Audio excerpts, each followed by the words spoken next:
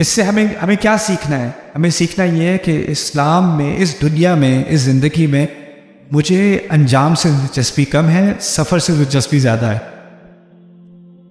میں اگر 2 قدم چلا اس سفر میں اور میری موت ہو گئی، کامیاب ہوں۔ اگر میں 1000 قدم چلا اور موت آ گئی، کامیاب ہوں۔ اس سے مجھے کوئی غرض نہیں میں کتنا چلا، بس اتنا ہے کہ میں اس سڑک پر تھا اور اس سڑک پر میں چل رہا تھا۔ اب اگر یہ بات سمجھ آ گئی نا، تو مجھے کسی اور سے اپنے آپ کو کمپیئر کرنے کی دلچسپی نہیں رہی۔ یہ تو مجھ سے آگے نکل گئے، یہ تو مجھ سے پیچھے ہیں، ان کو بھی نہ ہر ایک کا اپنا پیس ہے، ہر ایک کی اپنی سپیڈ ہے۔ بہت کچھ آتی ہے اس روڈ میں بھائی، آپ کسی کے پیچھے نہیں پھنسے ہوئے۔ کچھ لوگ آپ کے ساتھ چل سکتے ہیں، آپ کو سپورٹ کر سکتے ہیں، وہ کرتے ہیں سپورٹ آپ کو۔ آپ ایک دوسرے کو جو رستے میں جو آبسٹیکلز آنے والے ہیں ان کا آپ سامنا کر سکتے ہو۔ سائڈ پہ اور روڈز ہیں، ان پہ بڑے پیارے پیارے سائنز لگے ہوئے، تھوڑا سا لیفٹ ٹرن لے لو، ادھر بھی آ جاؤ، تھوڑی دیر ہمارے ساتھ بھی تھوڑا ٹائم گزار لو، اور آپ کا دوست آپ کو کھینچے گا، نہیں چلتے رہو۔ نہیں یار بہت تھک گئے، ایگزٹ تو لے لیں یار، تھوڑا سا بس اس ویکینڈ ایگزٹ لے لیں، اس کے بعد تکونوا من بعدہ قوما صالحین، بس اس کے بعد اچھے ہو جائیں گے۔ نہ چلتے رہو ساتھ، جو ساتھ ہوگا نا وہ آپ کو سپورٹ کرے گا، آپ کو سیدھا چلاتا چلا جائے گا۔ یہ بہت خوبصورت ہدایات ہیں اہدنا الصراط المستقیم میں، لیکن اس میں سے بس ایک چیز رہ گئی، اور وہ یہ ہے کہ اگر صراط خود ہی سے ڈکشنری کے اعتبار سے سیدھی ہے تو پھر مستقیم کا کیا فائدہ؟ اگر اہدنا الصراط کہا ہوتا تو سیدھا راستہ پہلے ہی تھا، اور مستقیم سے اس کے سیدھے ہونے میں اضافہ نہیں ہوا۔ مستقیم اصل میں کہا جاتا ہے عربی میں استقامہ سے، قامہ سے نکلا ہے، جو قیام سے متعلق ہے۔ قیام کس چیز کو کہتے ہیں؟ کھڑے ہونے کو۔ مستقیم ہے جو وزن بالقسطاس المستقیم، جو اسکیل ہوتا ہے نا، میزان جس سے سودا وغیرہ وے کیا جاتا ہے، اس کو کھڑا کیا جاتا ہے نا، سیدھا کھڑا کرنا۔ مستقیم ہے جو راستہ اوپر کی طرف جا رہا ہے، مستقیم اوپر کی طرف ہوتا ہے۔ تو یہ سڑک سیدھی بھی ہے، کشادہ بھی ہے، اور جتنا آپ اس پہ چلو گے آپ کی اونچائی بڑھ رہی ہے۔ یہ بھی ایک اس میں استعارہ ہے، اس میں ایک مثال دی جا رہی ہے، آپ اونچائی کی طرف جا رہے ہو۔ یرفع اللہ الذین آمنوا منکم والذین اوتوا العلم درجات۔ اللہ تعالیٰ آپ میں سے جن کا علم ہے اور جو اہل ایمان ہیں اور جن کو علم دیا گیا، ان کے درجات کو اونچا کرتا رہے گا۔ آپ کے درجے، جتنا آپ اس راستے پہ چل رہے ہو، آپ کیا کر رہے ہو؟ آپ اونچے ہو رہے ہو۔ آپ اس مثال کو سمجھو، جتنا میں اونچا جا رہا ہوں، پیچھے کیا رہ گیا؟ دنیا، اور دنیا والے لوگ جو اس راستے پہ چلنا نہیں چاہتے نا، ان سے میری دوری ہوتی چلی جا رہی ہے، کیونکہ میں اس راستے پہ چل رہا ہوں اور وہ لوگ ابھی زمین پر ہیں، اور میں ایک طرح سے بنا ان سے فاصلہ بڑھتا چلا جا رہا ہے۔ ٹھیک ہے نا؟ تو ہوتا کیا ہے کہ جب آپ اس راستے پہ چلتے ہو نا، تو آپ کی کمپنی میں تھوڑا فرق آنا شروع ہو جاتا ہے۔ آپ کی سوسائٹی میں ایسے لوگ ہوتے ہیں جن جب بھی آپ ملتے ہو، آپ نے بات کرنی ہوتی ہے فیشن کے اوپر، گاڑیوں کے اوپر، اکانومی کے اوپر، پالیٹکس کے اوپر، موویز کے اوپر، میوزک کے اوپر، کچھ 7-8 ٹاپکس ہیں اسی کے، یا دوستوں کے بارے میں، یا فلانے کے انسٹاگرام کے بارے میں، یا فلانے کے ٹک ٹاک کے بارے میں، یا کسی کی غیبت، یا کس کی شادی، اور کس کی منگنی، اور کس کا کتنی، اب رسمیں کتنی ہیں، 15-16 ہے رسمیں، نہیں اب نمبرز انکریزنگ، مائیو اینڈ پائیو اینڈ شائیو اینڈ ٹائیو، آئی ڈونٹ نو، یہی باتیں ہونی ہیں بس۔ واپس راستے پہ چلنا شروع کرتے ہو، وہ باتیں تو ہیں، لیکن اس میں دلچسپی کم ہو جاتی ہے آپ کی۔ آپ کو ایک فاصلہ محسوس ہوتا ہے کہ اس کمپنی میں کچھ دل نہیں لگ رہا، کوئی، یا اس میں کچھ مجھے لگ رہا ہے کہ یہ باتیں مجھے اس راستے سے کھینچ رہی ہیں، مجھے دوبارہ نیچے لے کے آ رہی ہیں۔ وَلَكِنَّهُ أَخْلَدَ إِلَى الْأَرْضِ، لیکن وہ زمین کی طرف رہ گیا، زمین کی طرف رہ گیا۔ وَلَوْ شِئْنَا لَرَفَعْنَاهُ بِهَا، اگر ہم چاہتے تو ہم اس علم کی بنیاد پر اس کو اونچا کر دیتے۔ قرآن کیا چاہ رہا ہے؟ ہم کیا چاہ رہے ہیں اللہ تعالیٰ سے؟ یا اللہ تعالیٰ ہمیں ایسی ہدایت دے جس پہ ہم چلیں تو ہم کیا ہوتے چلے جائیں؟ اونچے۔ اچھا، اونچائی کا ایک اور فائدہ ہے، جتنا انسان اونچا جاتا ہے اس کے ویو میں کیا فرق پڑتا ہے؟ اوہو، اس کو بہت آگے کی نظر آتی ہے، اس کو بہت پیچھے کی نظر آتی ہے۔ اس کو وہ چیزیں نظر آنی شروع ہو جاتی ہیں جو اوروں کو نظر نہیں آ رہی. اس کو نظر آنا شروع ہو جاتا ہے وہ اس کا جو منظر ہے نا, اس کا جو پوائنٹ آف ویو وہ ایسا ہو جاتا ہے کہ جو باقی اوپر نہیں پہنچے ہوئے نا وہ اس کو سمجھ نہیں پا رہے. وہ کہتا ہے مجھے یہ نظر آ رہا ہے. کہتا ہے کیا پاگل والی بات کر رہے ہو, یہاں تو درخت ہے. نہیں, اس درخت کے پیچھے ایک بلڈنگ ہے, اس بلڈنگ کے پیچھے ایک دریا ہے, اس دریا کے پیچھے پہاڑ ہے. کیا ہے یار, یہ ریسٹورانٹ ہے بس. آپ کو وہ باقی آگے کی چیز نظر ہی نہیں آ رہی, اور پھر پیچھے کی چیز آپ کو نظر نہیں آ رہی. جس کا ویو اونچا نہ ہو اس کو صرف جو امیڈیٹلی اس کے سامنے ہے, فوری طور پہ اس کے سامنے ہے, اس کو وہ نظر آئے گا. جو فوری طور پہ کل اس کے پیچھے وہ اس کو نظر آئے گا. جو قرآن کے ذریعے سے اونچا ہوتا چلا جاتا ہے نا, اس کو بہت آگے قیامت کا دن بھی نظر آنا شروع ہو جاتا ہے. اور بہت پیچھے آدم علیہ السلام نظر آنے شروع ہو جاتے ہیں, ابراہیم علیہ السلام نظر آنے شروع ہو جاتے ہیں, سیرت نبی صلی اللہ علیہ وسلم نظر آنی شروع ہو جاتی ہے. منظر بدل جاتا ہے نا آپ کا, اور پھر آپ کو پورا احساس ہوتا ہے میں ہوں کہاں پہ. میں آپ کو ہائیکنگ کی مثال دیتا ہوں. ہائیکنگ میں اگر کوئی کسی جنگل میں پہاڑ میں کہیں گم جائے نا تو کیا ہدایت دی جاتی ہے, پتہ ہے کیا انسٹرکشن ہوتی ہے؟ آپ ہائی ایلیویشن پہ جاؤ, کیونکہ اگر آپ ہائی ایلیویشن پہ جاؤ گے تو آپ کو ویو ملے گا, پھر آپ کو اندازہ ہوگا آپ کہاں کھڑے ہو. جو جتنا اس راستے پہ چڑھے گا اتنا اس کو واقعی میں اندازہ ہوگا وہ کھڑا کہاں پر ہے, میں ہوں کس موڑ پر اپنی زندگی میں. اہدنا الصراط المستقیم. ایسے جیسے ہم اللہ تعالیٰ سے کہہ رہے ہوں کہ یا اللہ مجھے یہ بھی نہیں پتا میں اپنی زندگی میں کہاں کھڑا ہوں, مجھے خود نہیں معلوم, آپ بتا دیں, آپ اس راستے سے بتا دیں, آپ میرے ویو کو, میری نظر کو بدل دیں, میری بصیرت کو بدل دیں.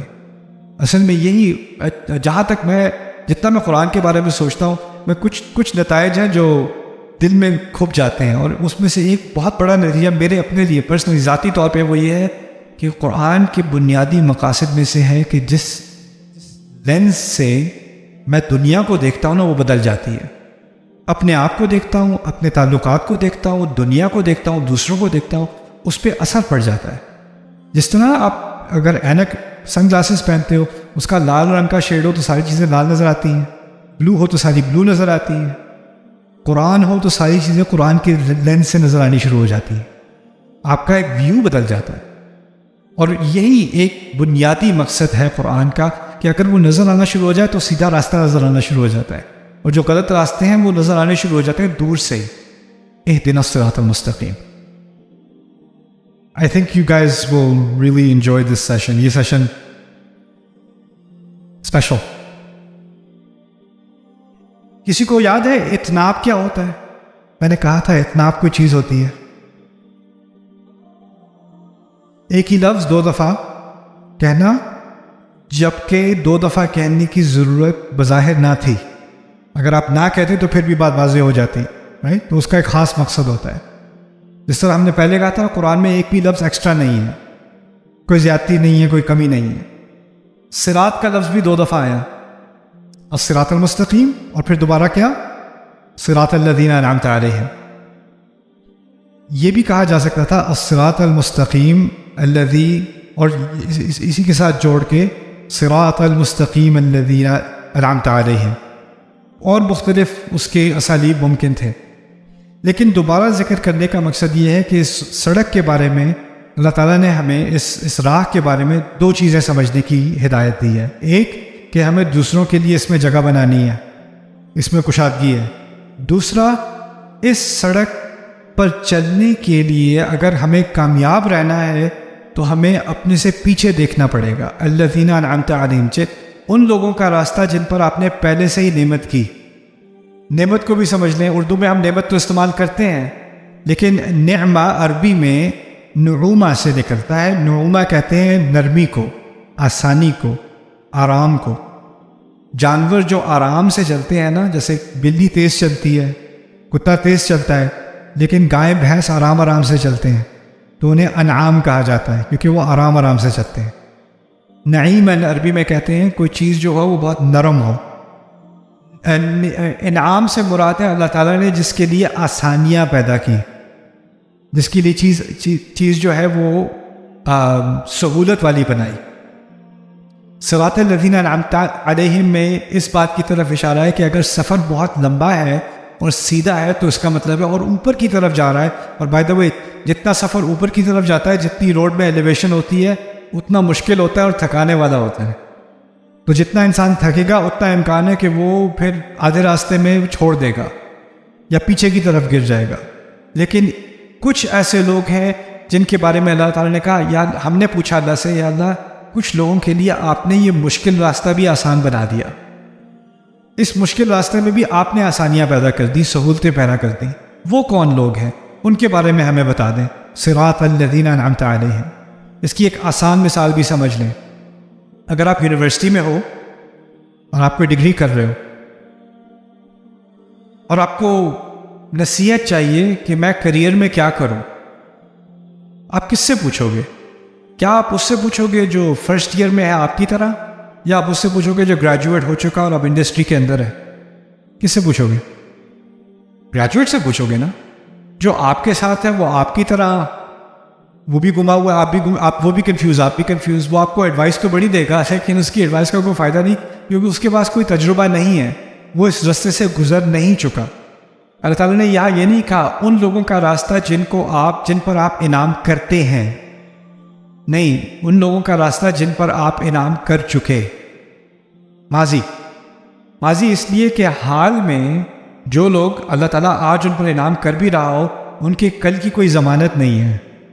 ہو سکتا ہے وہ تھوڑی سی پروگرس کر لیں لیکن ہو سکتا ہے بعد میں وہ راستے سے گر جائے. ہر انسان گر سکتا ہے، کسی کو کوئی گارنٹی نہیں ہے. اور یہ بھی ہمارے دین کا بہت بڑا حصہ ہے. ہم کسی کے بارے میں یہ نہیں کہہ سکتے کہ یہ ہدایت یافتہ ہے، اس کو فالو کرو گے تو جنت ملے گی. حیات میں سے جو بھی حیات ہے نا، اس سے میں آپ سے فائدہ اٹھا سکتا ہوں، آپ مجھ سے فائدہ اٹھا سکتے ہیں. لیکن میں آپ کے بارے میں کہہ سکتا ہوں، نہ آپ میرے بارے میں کہہ سکتے ہیں کہ ہدایت تو اس شخص کے پاس ہے، اس پہ اللہ نے بڑا انعام کیا ہے، اس کو فالو کرو گے تو بس زندگی سنور جائے گی. کیونکہ ہم سب انسان ہیں، ہم سب ایک راستے پہ چل رہے ہیں. ہم میں سے کوئی بھی کسی وقت بھی گر سکتا ہے، بلکہ گرے نہ بھی جان بوجھ کے یا بغیر یعنی جان بوجھ کے غلطی سے بھی غلطی کر سکتا ہے انسان. اس کے فہم میں غلطی ہو سکتی ہے، اس کے عمل میں غلطی ہو سکتی ہے، اس کی سمجھ میں غلطی ہو سکتی ہے. ممکن ہے کہ نہیں؟ تو اگر ہمیں کوئی ایسا رول ماڈل چاہیے جو گارنٹی ہو کہ اس کو فالو کرنا ہے تم غلطی نہیں ہوگی، تو وہ ایسے ہی لوگ ہو سکتے ہیں جو پورے راستے سے گزر کے انجام تک پہنچ چکے، فنش لائن تک پہنچ چکے. اس کے علاوہ کسی سے میں سپورٹ تو لے سکتا ہوں لیکن اس پہ میں 100% ڈیپینڈ نہیں کر سکتا. اور یہ بھی بڑی پیاری بات ہے، کیونکہ اس باقی مذاہب میں کیا ہوا پتہ ہے؟ ہندوازم میں پنڈت ہے، کیتھولسزم میں پوپ ہے، اور یہ جو شخصیتیں ہستیاں ہوتی ہیں کیا کرتے ہیں لوگ ان پہ 100% ڈیپینڈ کرتے ہیں. یہ مجھے آخری روڈ تک لے جائے گا، یہ میری زندگی یہ سنوار دے گا، میرے گناہ یہ معاف کروا دے گا، میری خواہشیں یہ پوری کروا دے گا. یعنی جو حیات ہیں اس سے ہم سیکھیں لیکن ایک حد تک. اب دیکھیں صحابہ میں سے 10 ہیں جن کو رسول صلی اللہ علیہ وسلم سے مروی ہے کہ 10 کو جنت کی ضمانت دی گئی، گارنٹی کر دیا جنت ملے گی 10 کو. ان میں سے ایک عمر بن الخطاب ہیں کہ نہیں ہے؟ عمر بن الخطاب خطبہ دے رہے ہیں اور ان کے کپڑے دیکھ کے ایک عورت سے رہا نہیں گیا. انہوں نے کہا یہ آپ نے بیت المال سے اپنے حق سے زیادہ لیا ہے. ان کا خطبہ انٹرپٹ کر دیا اس نے، ان کی پکڑ کی، ان کو ایکسپلین کرنا پڑا، نہیں یہ ایسی بات نہیں ہے. انہوں نے پورا ایکسپلین کیا. ایسا کیوں ہوا؟ اگر باقی وہ جنت کا ان کو وعدہ کر دیا گیا ہے اور میں اس کراؤڈ میں بیٹھا ہوتا تو میرے ذہن میں تو کبھی سوال نہ آتا. اگر سوال آتا بھی تو میں کہتا نہیں تو جنتی ہیں، ان کی تو 100% پیروی کرنی ہے. لیکن آپ صحابہ کی مثال دیکھیں تو کیا دیکھتے ہیں؟ وہ ایک دوسرے سے سوال پوچھتے ہیں کہ نہیں؟ ایک دوسرے کی کریکشن کرتے ہیں کہ نہیں؟ کرتے ہیں. کیوں کرتے ہیں؟ وہ یہ نہیں کہتے یہ تو بہت پہنچے ہوئے، ان کے بارے میں پتہ ہے نبی نے کیا کہا ہے، ان کو تو جنت ملنی ہے، ان کو نہیں، ان سے پوچھو گے تم. صراط الذین انعمت علیہم میں جن لوگوں کی مثال بالکل پرفیکٹ ہے نا، جس میں کوئی خلل نہیں ہے، اور جو پہنچ گئے، گریجویٹ ہو گئے اس رستے سے، وہ لوگ سب ماضی میں ہیں، وہ سب ماضی میں. ان کی مثال ہم نے لینی ہے، اور ان میں اور باقیوں میں ایک فرق ہونا چاہیے. ہوتا یہ ہے کیونکہ ہم نے اثرات لیے ہیں اور مذاہب سے، مسلمانوں نے صدیوں میں ہم نے اور مذاہب سے اثرات لیے، اور اس میں سے ایک اثر ہم نے یہ بھی لیا کہ ہم نے یہ عقیدت مندی شروع کر دی کہ ہماری زندگی میں بھی کچھ ایسے لوگ ہیں جو اللہ تعالیٰ کے ایسے پہنچے ہوئے بندے ہیں، ایسے اولیاء ہیں اللہ تعالیٰ کے کہ بس اگر ان کے ساتھ میری صحبت ہو جائے نا تو بس جنت ہی جنت ہے، اور یعنی ان کا ایک خاص مقام ہے، وہ اس مقام پر، وہ ہدایت کے اس راستے پر ان کی گارنٹی ہو چکی ہے۔ اب یہ گارنٹی شخص ہمارے محلے میں رہتا ہے، تو میں نے اگر ان کا ہاتھ پکڑ کے میں ذرا چوم لوں اور پھر ان کے دستے مبارک سے میں پانی پی لوں یا تو پھر میری بھی مغفرت ہو جائے گی۔ اور یہ الحمدللہ پاکستان میں نہیں ہوتا، یہ اور جگہوں کی بات کر رہا ہوں میں۔ یہ ہزاروں سال پرانی گمراہی ہے، ہمارے یہاں نہیں ہوتی، ہم مسلمان ہیں ماشاءاللہ۔ یہی چیز اسلام تباہ و برباد کرنے آیا تھا۔ ہم نے، اب لوگ میرے بارے میں بھی کرتے ہیں، یار میرے بچے کے سر پہ ہاتھ پھیر دیں، اس کے لیے دعا کر دیں، اس کے لیے کر دیں، آپ بس ایک یہ لفظ لکھ دیں میرے لیے، میرے لفظ سے کیا ہو جائے؟ جیسے آپ اللہ کے بندے ہو، میں اللہ کا بندہ ہوں، جیسے آپ کی کوئی گارنٹی نہیں، میری کوئی گارنٹی نہیں۔ یہ مائک میرے اوپر لگا ہوا ہے، اس سے میرا کوئی رتبہ نہیں بڑھ جاتا۔ اللہ کو معلوم ہے کس کا مقام اونچا ہے، کس کا مقام نیچے ہے، یہ تو میرے رب کو معلوم ہے، مجھے اس کا کوئی علم نہیں، آپ کو اس کا کوئی علم نہیں۔